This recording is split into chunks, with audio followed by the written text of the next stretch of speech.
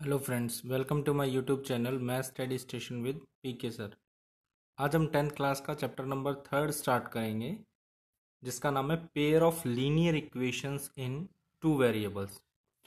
देखिए, 9th class में भी आपने ये चैप्टर पढ़ा हुआ है, लेकिन वहाँ पे आपने पेयर ऑफ लीनियर इक्वेशन ना पढ़ के linear equation in two variables पढ़ा था। और आपको याद हो तो linear equation in two variables की जर्नल फॉर्म थी आपके पास A X plus B Y plus c is equal to 0 where a and b are not equal to 0, जहाँ पे a और b की वैल्यू 0 के इक्वल नहीं होगी। तो ये क्या हो जाएगी, linear equation in two variables. अब ये लीनियर इक्वेशन क्यों है? क्योंकि यहाँ पे जो वेरिएबल है x और y, इसके जो पावर है या इंडेक्स है वो क्या है, 1 है, यूनिटी है, इसलिए क्या है, लीनियर इक्वेशन। और इन टू वेरिएबल्स में क्यों है? क्योंकि यहाँ पे आपके पास दो वेरिएबल हैं, एक x और दूसरा y, तो इसलिए इसका नाम है linear equation in two variables. आज हम pair of linear equation in two variables में पढ़ेंगे। तो उसमें अगर आपके पास ऐसी दो इक्वेशन हो जाए सेम वेरिएबल x और y में, तो वो कहलाती है pair of linear equation in two variable. और आपने 9th क्लास में एक बात और पढ़ी थी, जो लीनियर इक्वेशन होती है इन टू वेरिएबल्स, जो आपने आप मैंने लिखा हुआ A X plus B Y plus C is equal to 0, it have infinitely many solution. इसके इनफाइनेटली मैनी सॉल्यूशन होते हैं। किसी भी लीनियर इक्वेशन का सॉल्यूशन से मेरा मतलब क्या है कि अगर मैं इसकी लेफ्ट साइड में ये एक्स और वाई की वैल्यू पुट करता हूँ, तो मुझे जो राइट हैंड साइड पे है, चाहे वो 0 है, 2 है, 5 है, वट एवर जो भी है, राइट हैंड साइड मिल जाए, तो x और y की जो वैल्यू होगी जो मैं इसमें पुट करूंगा, वो इसका क्या कहलाएंगे, सॉल्यूशन कहलाएंगी। अगर वो x और y की वैल्यू पुट करने के बाद लेफ्ट साइड में राइट हैंड साइड मुझे नहीं मिलेगी, तो हम कहेंगे ये इसका सॉल्यूशन नहीं है। अभी हम आगे इसको डिटेल में भी पढ़ेंगे। तो इस चैप्टर को शुरू करने से पहले कुछ बेसिक टर्म्स के बारे में और पढ़ेंगे, ताकि हम इस एक्सरसाइज को अच्छे से कर पाए। तो देखिए, सबसे पहली बात आएगी इसमें linear equation in two variables, जो मैं आपको अभी बता भी चुका हूँ, फिर भी देख लेते हैं।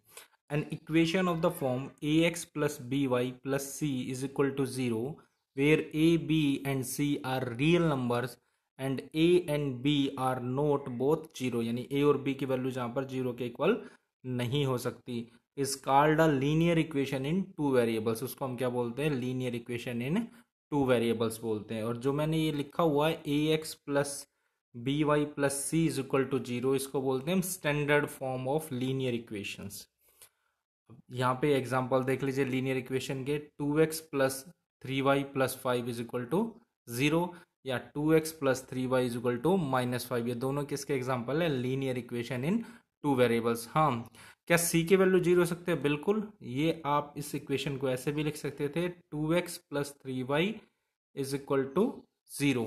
अब ये क्या कहलाएगी, ये भी लीनियर इक्वेशन ही होगी टू वेरिएबल में, और दो वेरिएबल क्या होंगे, x और y हो जाएंगे। c 0 हो सकता है, लेकिन a और b 0 नहीं हो सकता, क्योंकि a या b 0 हो गया तो ये वेरिएबल्स के आगे जो कोफिशिएंट है वो 0, तो 0 के किसी से मल्टीप्लाई 0, तो ये a की वेरिएबल रह जाएगा फिर। उसके बाद linear equation represent a line and every point on the line is the solution of the linear equation. ये मैंने बता दिया कि x और y के जो भी वैल्यू इसमें आप पुट करेंगे लेफ्ट साइड पे, और मुझे उससे राइट हैंड साइड मिल जाएगी, तो वो सभी पॉइंट इसके क्या कहलाएंगे, सॉल्यूशन कहलाएंगे। और linear equation in two variables के इनफाइनेटली मैनी सॉल्यूशन होते हैं। अब सेकंड आता है अपने पास pair of linear equation in two variables, यही अपना आज का टॉपिक है। If we consider two linear equation in same two variable x and y, then the two equations are called a pair of linear equation in two variables। अगर आप दोनों ये x और y वेरिएबल्स के अंदर दो equations ले लेते हैं, तो उसको हम क्या बोलते हैं, pair of linear equation in two variables बोलते हैं। जैसे यहाँ पे एग्जांपल के लिए दिया हुआ है, 2x plus 3y plus 5 is equal to 0 and x plus 2y minus 6 is equal to 0 are pair of linear equation in two variables. और वो दो वेरिएबल कौन कौन है, x एंड y। ये दोनों पेयर ऑफ लीनियर इक्वेशन कहलाएंगे, क्योंकि ये पेयर दो इक्वेशंस हैं अपने पास। अब जैसे linear equation in one variable की जर्नल फॉर्म थी, ऐसे ही pair of linear equation in two variables की भी जर्नल फॉर्म है। a1x plus b1y plus c1 is equal to 0 and a2x plus b2y plus c2 is equal to 0। ये क्या होगी, इसकी जर्नल फॉर्म होगी। यहाँ पर भी आपके पास a1 b1 c1 और a2 b2 और c2 क्या है, ऑल रियल नंबर्स हैं। और a1 b1 और c1 c2 a2 और b2 किसके इक्वल नहीं हो सकते, 0 के इक्वल नहीं हो सकते।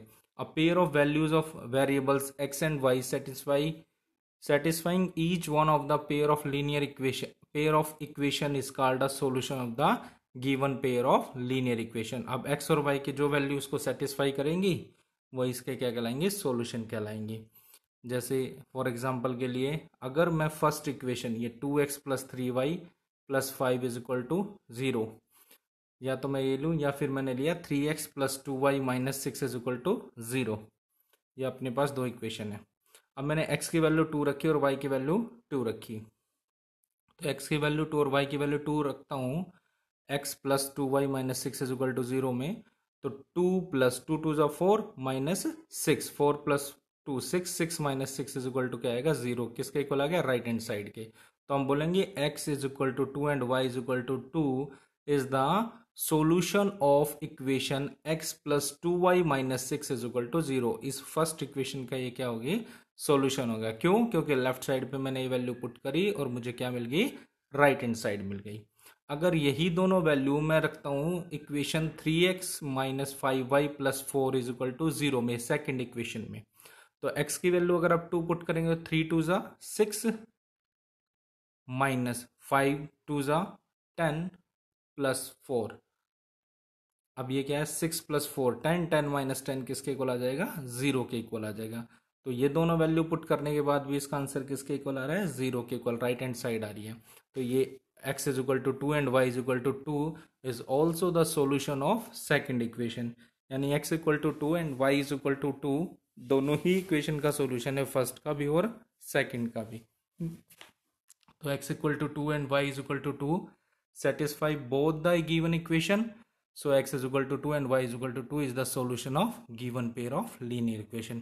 तो जो वैल्यू इन दोनों इक्वेशन को सेटिस्फाई करेगी वही इनका क्या कहलाएगी, सॉल्यूशन कहलाएगी। तो यहाँ पे इनका सॉल्यूशन क्या हो गया, x is equal to 2 and y is equal to 2 के।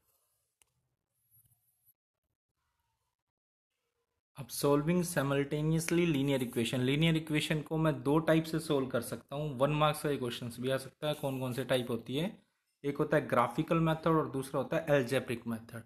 ग्राफिकल मेथड यानी इसको ग्राफ पे दिखाना, और एल्जेब्रिक मेथड जैसे ये पेयर ऑफ लीनियर इक्वेशन मैंने बनाई हुई है, इसको एल्जेब्रिक मेथड को हम आगे पढ़ेंगे। ये algebraic representation of linear equation in two variables है। इसी को अगर मैं ग्राफ पे प्लॉट कर दूँ तो वो क्या हो जाएगा, इसका ग्राफिकल मेथड हो जाएगा। तो देखिए अब ग्राफिकल मेथड देखिए क्या है इसमें। मान लीजिए आपके पास कोई भी दो लीनियर इक्वेशन है, a1x plus b1y plus c1 is equal to 0 and a2x plus b2y plus c2 is equal to 0। अब फाइंड, सेकेंड स्टेप क्या, find at least two solution for each of the two equation by assuming value one of one variable and then calculating the other variable. ये 9th class में भी आपने सीखा हुआ है कि अगर किसी भी लाइन को मुझे ग्राफ पे प्लॉट करना है तो कोई भी लाइन ड्रॉ करने के लिए मुझे मिनिमम 2 पॉइंट्स की ज़रूरत पड़ती है, क्योंकि ये मान लो ए पॉइंट और ये बी पॉइंट, तो भी हम कोई भी लाइन बना सकते हैं। वैसे तो कोई भी लाइन इन्फाइनेटली मैनी पॉइंट से मिलकर बनती है, लेकिन कोई भी लाइन ड्रॉ करने के लिए आपको मिनिमम 2 पॉइंट की ज़रूरत पड़ती है। तो फर्स्ट इक्वेशन से मैं एक्स को इधर ही रखूँ, बाकी सब टर्म्स को राइट हैंड साइड ले जाऊँ, तो अगर मैं y की वैल्यू पुट कर दूँ मुझे x की वैल्यू मिल जाएंगी। तो कम से कम मुझे दो वैल्यू निकालनी है, किसकी, x और y की। ऐसे ही सेकंड इक्वेशन से भी x और y की कम से कम दो वैल्यू निकालनी है। फिर उन दोनों को मुझे किस पे प्लॉट कर देना है, ग्राफ पे प्लॉट कर देना, फिर लाइन ड्रॉ कर देनी है। तो जो लाइन आएगी आपकी प्लॉट करने के बाद ग्राफ, उसके 3 केसेस अराइज हो सकते हैं। कौन कौन से, फर्स्ट केस आपका क्या सकता है, the to line intersect at A point A. दोनों की दोनों जो लाइन आप प्लॉट करेंगे फर्स्ट इक्वेशन से और सेकंड इक्वेशन से, मान लीजिए एक से L1 है दूसरे से L2 है, तो ये दोनों की दोनों लाइन एक दूसरे को इंटरसेक्ट कर सकती है। मान लिया हमने ए पॉइंट पर इंटरसेक्ट की, और जो ये कॉमन पॉइंट है इसके कोऑर्डिनेट हो गए a कोमा बी, यानी कि x की वैल्यू a एंड y की वैल्यू b। तो इसको हम बोलते हैं कि ये इंटरसेक्टिंग है इसका ग्राफ और यूनिक सॉल्यूशन है। और ये कैसी लाइन होगी, equation are said to be consistent. Consistent होती है जिसका कम से कम एक सॉल्यूशन हो, एक से ज्यादा, एक या एक से ज्यादा, उसको मैंने बोला कम से कम एक, यानी कि एक तो होना ही चाहिए, उससे ज्यादा भी हो सकते हैं, तो वो क्या कहलाएगी, कंसिस्टेंट कहलाएगी। और जिसका एक भी सॉल्यूशन नहीं होता, नो सॉल्यूशन होता, उसको बोलते हैं हम इनकंसिस्टेंट। अब यहाँ पे इसका एक सॉल्यूशन है, यूनिक सॉल्यूशन है। क्यों? क्योंकि एक ही कॉमन पॉइंट है इनका, एक ही पॉइंट पर ये एक दूसरे को मिल रही है, बाकी कोई कॉमन पॉइंट नहीं है। तो इसका कितने सॉल्यूशन है, यूनिक सॉल्यूशन वन सॉल्यूशन है, इसलिए क्या कहलाएगी, इंटरसेक्टिंग लाइन है, और कंसिस्टेंट कहलाएगी, और यूनिक सॉल्यूशन होंगे इसके। तो एक केस तो ये हो सकता है। दूसरा केस ये भी हो सकता है, जो ये आपकी लाइन है, ग्राफ आपने प्लॉट किया, वो एक दूसरे को कोइंसाइड कर दे। कोइंसाइड का मतलब होता है एक लाइन के ऊपर ही दूसरा एग्जैक्ट सेम ग्राफ, सेम जो लाइन है उसी लाइन के ऊपर आ जाए। तो अब ये एक स्ट्रेट लाइन ही बन गई, और एक लाइन के कितने सॉल्यूशन होते हैं, इन्फिनिटली मैनी सॉल्यूशन। तो जब कोइंसिडेंट लाइन आ जाए, यानी कि L1 और L2 दोनों एक दूसरे को सुपर इम्पोज करे, एक दूसरे को ओवरलैप करते हैं, तो हम बोलते हैं then two equation have infinitely many solution. तो कैसे सॉल्यूशन होंगे, मैनी सॉल्यूशन होंगे, कब, जब लाइन कोइंसाइड करे।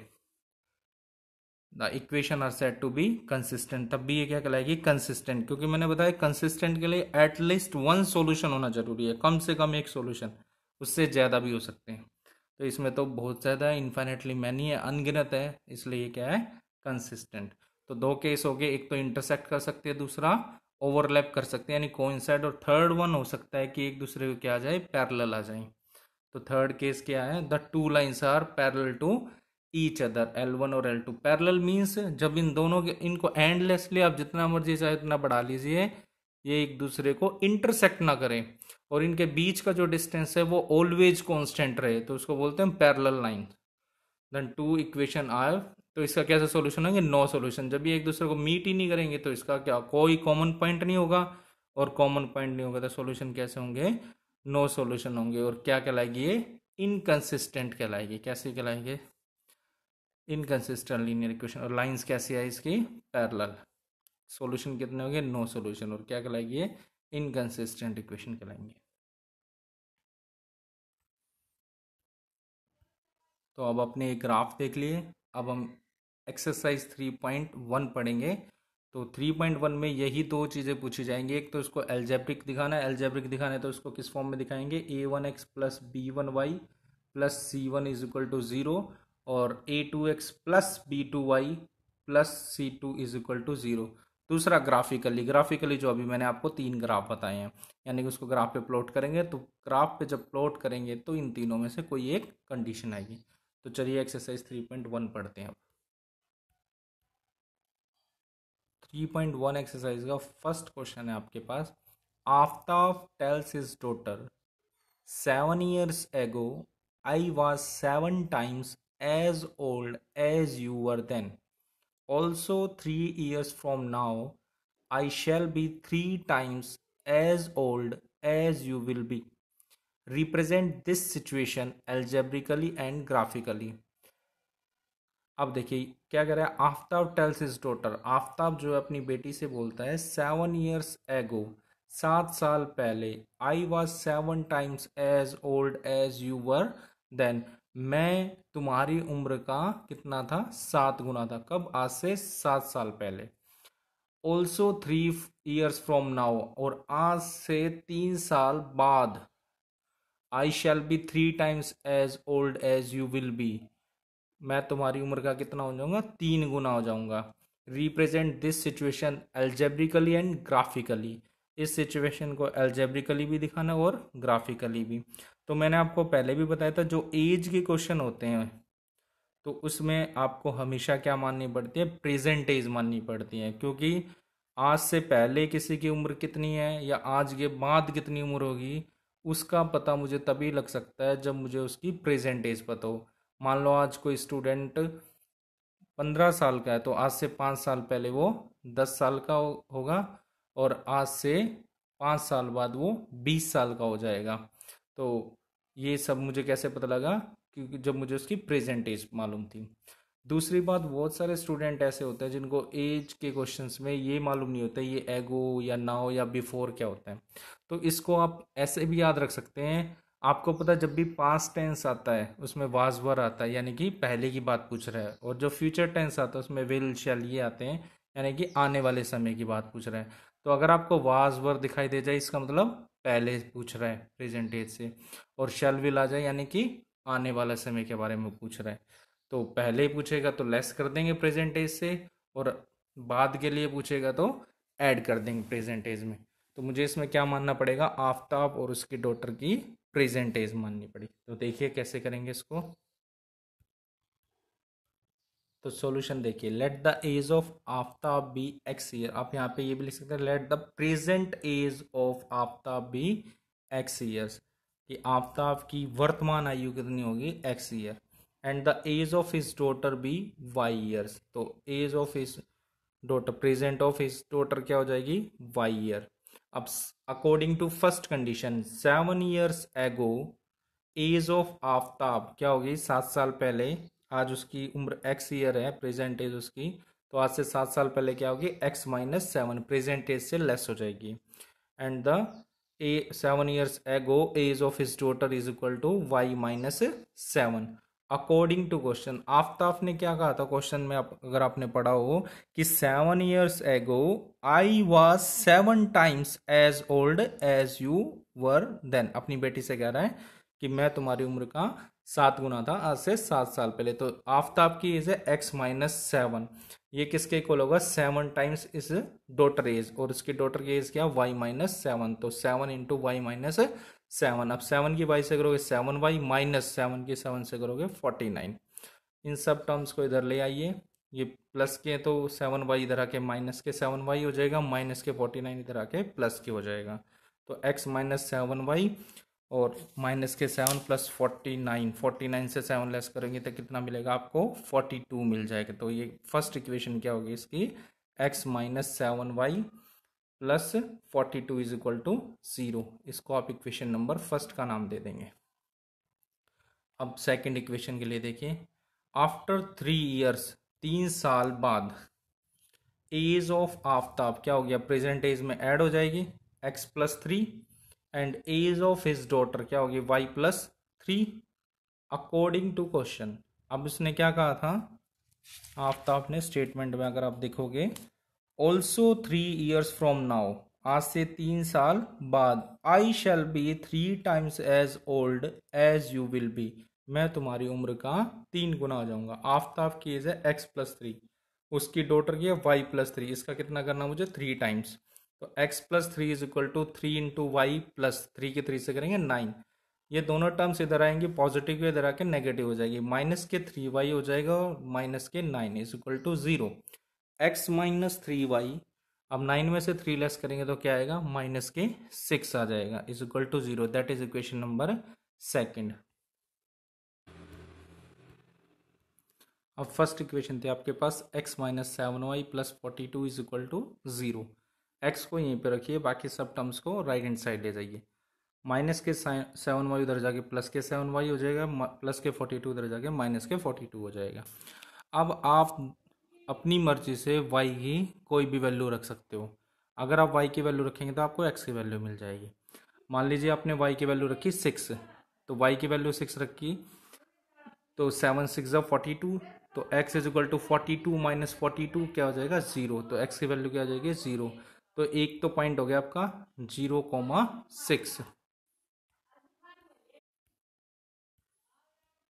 अब x की वैल्यू आप y की वैल्यू 7 पुट कर दीजिए यहाँ पे, 7 7 जा कितना हो गया 42। अब 7 7 जा 49, 49 में से आपने 42 लेस कर दिया तो कितना मिलेगा आपको 7। तो x की वैल्यू 7, y भी क्या है 7। अब प्लस माइनस कोई भी वैल्यू पुट कर सकते हैं यहाँ पे। y की वैल्यू आपने 8 पुट की तो क्या मिला आपको, 7 8 जा 56, तो 56 माइनस 42, तो 56 में 42 लेस करेंगे तो क्या मिलेगा 14 मिल जाएगा आपको। तो x की वैल्यू 14 और y की 8। तो ये फर्स्ट इक्वेशन से आपके पॉइंट आ गए। तो हमने यहाँ पे 3 पॉइंट ले लिया, मिनिमम 2 पॉइंट तो आपको लेने ही है, 2 से ज़्यादा आप कितने भी पॉइंट्स निकाल सकते हैं। अब सेकंड इक्वेशन लेंगे हम, x-3y-6 is equal to 0। X को लेफ्ट साइड पे रखा, बाकी सब टर्म्स को राइट हैंड साइड पे ले जाइए। x is equal to minus के 6 उधर जाके प्लस के 6 हो जाएगा, माइनस के 3y उधर जाके राइट हैंड साइड पे प्लस के 3y हो जाएगा। तो अब y की वैल्यू 0 पुट की तो x क्या मिलेगी आपको 6, तो x 6 y 0। y की वैल्यू 1 पुट करेंगे तो x क्या आएगी 6 प्लस 3 इंटू 1 यानी 3, तो 6 प्लस 3 क्या होगा 9, तो 9 और 1 हो जाएगी y की वैल्यू 2 पुट करोगे तो क्या आएगा 3 2 जा 6, 6 और 6 12, तो x 12 हो जाएगा और y कितना था 2। तो ये आपके पॉइंट्स होंगे। अब इन पॉइंट्स को आपको ग्राफ पे प्लॉट करना है, फिर चेक करना है कि वो दोनों लाइन एक दूसरे को इंटरसेक्ट कर रही हैं, पैरेलल हैं या कोइंसाइड है। तो चलिए अब इनको प्लॉट करते हैं। तो ये आपका ग्राफ पेपर है। एक्स एक्सिस पे आपने क्या ले लिया एज ऑफ,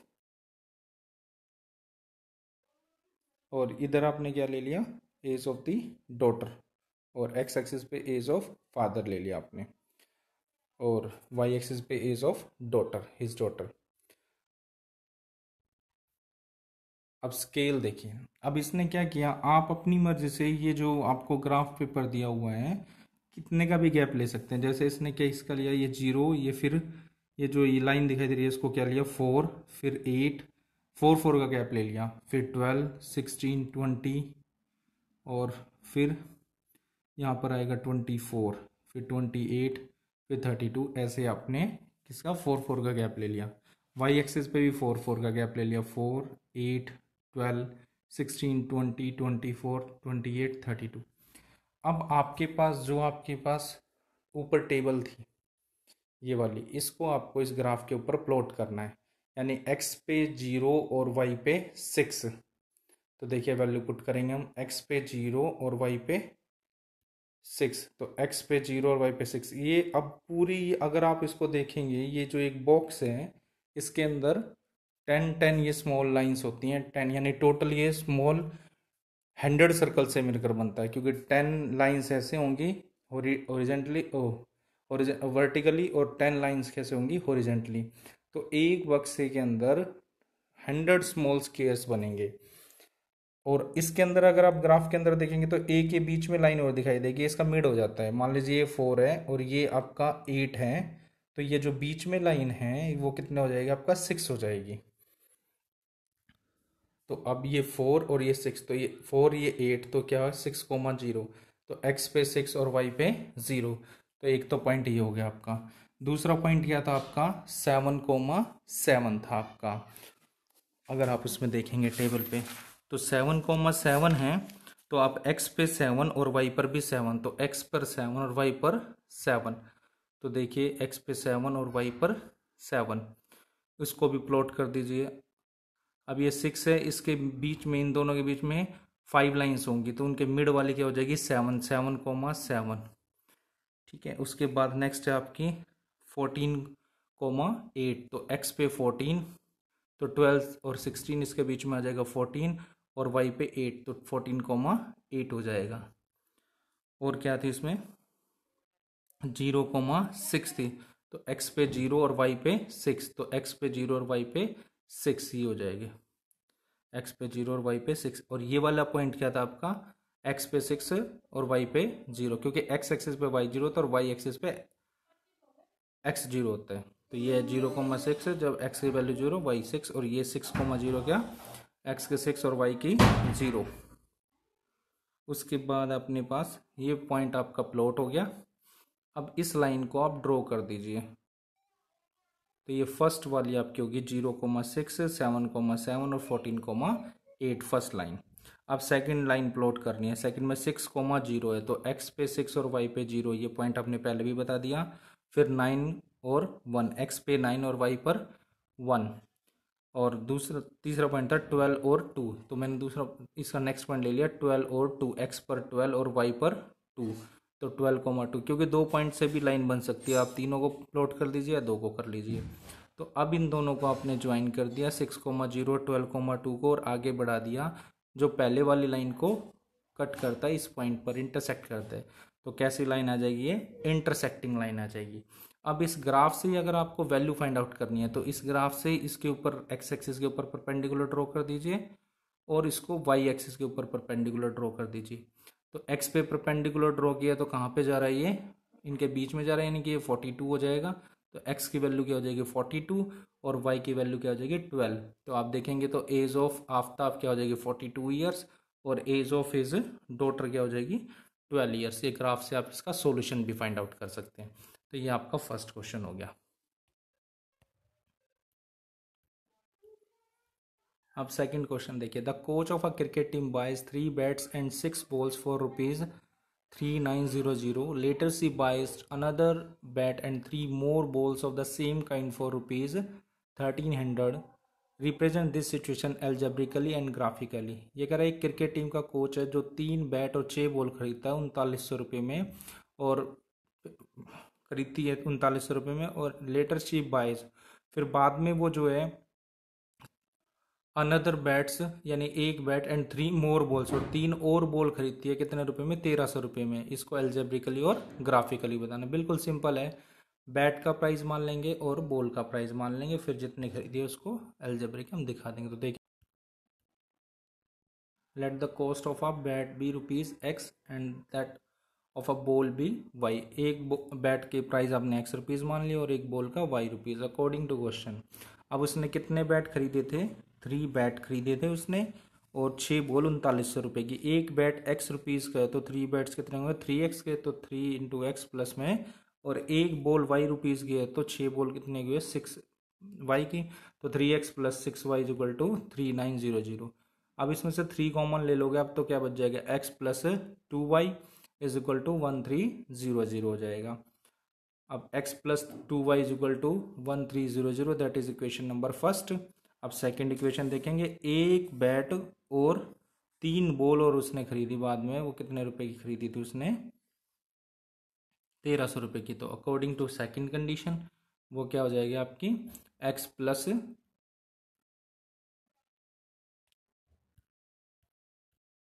एक बैट और 2 बॉल खरीदी थी, तो नेक्स्ट इक्वेशन क्या हो जाएगी x plus 2y is equal to 1300। तो दोनों इक्वेशन सेम होगी, x plus 3y is equal to 1300, और ये पहले वाली भी और दूसरी वाले भी सेम है। तो इसका ग्राफ कैसा आएगा कोइंसिडेंट ग्राफ आ जाएगा इसका। तो देखिए,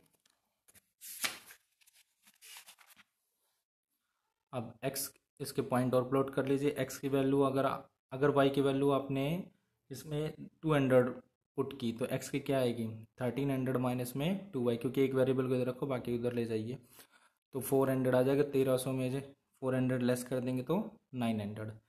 y की वैल्यू 300 रखेंगे, 3 टू जा 6, 1300 में से 600 लेस करोगे तो कितना आएगा 700 आ जाएगा। y की वैल्यू 400 करेंगे तो 800, 1300 में से 1300 में से 800 लेस करेंगे तो कितना मिलेगा आपको 500 मिल जाएगा। तो ये पॉइंट्स आगे सेम पॉइंट आपके सेकंड इक्वेशन से भी आ जाएंगे, क्योंकि दोनों इक्वेशन आपकी सेम बन रही है। अब इसका ग्राफ प्लॉट करना, ये आपके पॉइंट्स हो जाएंगे दोनों के सेम एज इट इज़। तो एक्स एक्सिस रिप्रेजेंट कर रहा है cost of bat in rupees और Y axis cost of ball in rupees. तो 0, 100, 200 हर एक गैप में 100 गैप ले लिया हर एक बॉक्स में, तो 100, 200, 300 अप टू 900 तक। ऐसे वाई एक्सिस पे भी 100 से लेके 500 तक। अब आपको क्या क्या वैल्यू पुट करनी थी, एक्स की वैल्यू आपको पुट करनी है 900 और वाई पे 200, तो एक्स पे 900 और वाई पे 200, तो ये वाला एक पॉइंट हो जाएगा इसका। फिर दूसरा पॉइंट है एक्स पे 700 वाई पे 300, 7 और वाई पे 300, तो ये दूसरा पॉइंट हो जाएगा। नेक्स्ट है एक्स पे 500 और वाई पे 400, तो ये आपका तीसरा पॉइंट हो जाएगा। अब इन तीनों पॉइंट को आप ज्वाइन कर दीजिए, जो आएगा ये आपका रिक्वायर्ड ग्राफ आ जाएगा। सेम एज इट इज़ आपको सेकंड का बनना है, उसके लिए भी सेम ही पॉइंट है, तो वो भी क्या आएगा इसके ऊपर सेम आएगा, यानी कोइंसिडेंट ग्राफ आएगा। तो इसके कितने सॉल्यूशन होंगे इनफाइनेटली मैनी सॉल्यूशन हो जाएंगे, क्योंकि कोइंसिडेंट ग्राफ आया। अब लास्ट क्वेश्चन है इस एक्सरसाइज का, the cost of 2 kg of apples and 1 kg of grapes on a day was found to be rupees 160. After a month, the cost of 4 kg of apples and 2 kg of grapes is 300. Represent the situation algebraically and graphically. ये कह रहा है कि 2 kilo सेब और 1 kilo अंगूर का जो मूल्य है एक दिन में 160 रुपये एक दिन, और एक दूसरे दिन देखा गया कि 4 किलो सेब और 2 किलो अंगूर का जो मूल्य है वो 300 रुपये है। इसको एल्जेब्रिकली और ग्राफिकली दिखाना। तो सिंपल है, जैसे ऊपर किया था, इसमें भी कॉस्ट ऑफ एप्पल और ग्रेप्स मान लेंगे पर केजी। तो तो let the cost of 1 kg of apple rupees X, that of grapes be rupees Y according to question. क्या हो जाएगा, अब 2 किलो सेब और 1 किलो अंगूर कितने रुपए के लिए थे उसने, 160 रुपीज़ के लिए थे। तो क्या हो जाएगा, 1 किलो एक्स का तो 2 किलो 2x, तो 2x plus Y is equal to 160। ऐसे 4 किलो सेब और 2 किलो अंगूर उसने 300 रुपये लिए, तो 4x plus 2y is equal to 300 हो जाएगा आपका। अब पॉइंट निकाल लेंगे हम, x की वैल्यू 0 पुट करेंगे तो y की आ जाएगी, x की 0 पुट करी तो y की क्या आएगी 160, x की 20 पुट करेंगे तो 2 इंटू 20 क्या आ जाएगा 40, और 160 माइनस 40 कितना मिलेगा आपको 120, तो y की क्या होगी 120, और x की 40 पुट करेंगे तो क्या आएगा 80, तो 160 माइनस 80 क्या आएगा 80, तो y की क्या होगी 80। तो 3 पॉइंट आ गए आपके, कौन कौन से, 0, एक्स की 0, वाई की 160, एक्स की 20, वाई की 120, और एक्स की 40 और वाई की 80। ऐसे ही दूसरी इक्वेशन से पॉइंट फाइंड आउट कर लेंगे हम, 2x plus Y and 150। X की 0 पुट करेंगे तो वाई की 150 आ जाएगी, एक्स की 20 पुट करेंगे तो 2 इंटू 20 40, 150 माइनस 40 110। तो एक्स की 0 तो वाई की 150, एक्स की 20 तो वाई की 110, और फिर x की 40 पुट करेंगे तो y की कितनी मिल जाएगी आपको 70, क्योंकि 2 इंटू 40 60, 150 माइनस 60 70 रह जाएगा। तो ये आपके फर्स्ट वाली इक्वेशन से पॉइंट्स हो गए, ये आपके सेकंड वाली इक्वेशन के पॉइंट हो गए। आप पहले फर्स्ट वाली को ग्राफ पे प्लॉट कर देंगे, फिर सेकंड वाली को। तो देखिए ग्राफ देख लीजिए, एक्स एक्सिस पे कॉस्ट ऑफ एप्पल ले लिया हमने, वाई एक्सिस पे कॉस्ट ऑफ ग्रेप्स। अब scale Y axis 1 centimetre is equal to 20 units and X axis पे 1 centimetre is equal to 10 unit, क्योंकि यहाँ पे ये 10 20 30 40 50 का गैप, ये 0 है, फिर 60 80 100 120 140 160, ये 20 20 का गैप लिया हमने। अब एक्स पे आपका कितना है 0 और y पे 160, तो ये वाला पॉइंट हो जाएगा x पे 0 और y पे 120, क्योंकि y एक्सिस पे x 0 और x एक्सिस पे y 0। अब x पे 20 और y पे 120, x पे 20 और y पे 120, ये सेकंड पॉइंट हो गया इसका। फिर x पे 40 और y पे 80, 40 और y पे 80, तो ये वाला पॉइंट हो जाएगा। ये इस लाइन को ज्वाइन कर दिया, फर्स्ट लाइन आपकी आ गई, ऐसे ग्राफ प्लॉट हो गया फर्स्ट लाइन का। अब सेकंड लाइन का ग्राफ प्लॉट करेंगे। सेकंड लाइन में x पे 0 और y पे 150, ये हो जाएगा पॉइंट 0 और 150, x पे 20 और 110, 20 और 110, फिर 40 x पे और y पे 70, ये थर्ड पॉइंट, इसको ज्वाइन कर दिया आपने। तो ये लाइंस कैसी आ गई, पैरेलल लाइन आ गई। तो ग्राफ कैसा आ गया इसका, पैरेलल लाइन आ गया। पैरेलल लाइन है तो नो सॉल्यूशन होते हैं। तो ये आपका थर्ड क्वेश्चन भी हो गया। इसी के साथ ये एक्सरसाइज आपकी कंप्लीट हो गई है। तो अभी तक जिन्होंने मेरा चैनल सब्सक्राइब नहीं किया तो please subscribe my channel Math Study Station with PK sir. Next video में नेक्स्ट एक्सरसाइज के साथ मिलेंगे। Thank you.